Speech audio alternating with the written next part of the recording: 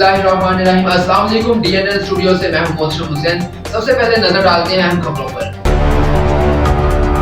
टल से खबर शामिल करते हैं। Hangu district police officer Ikramullah Khan का हंगू और टल शहर के मुख्तलिफ स्कूलों में कायम पोलिंग स्टेशंस का दौरान इलेक्शन वहां सिक्योरिटी इंतजामात के लिए हिकमत अमली और दिगर अहम उमूर का जायजा लिया। तफसीलात के मुताबिक हंगू जिला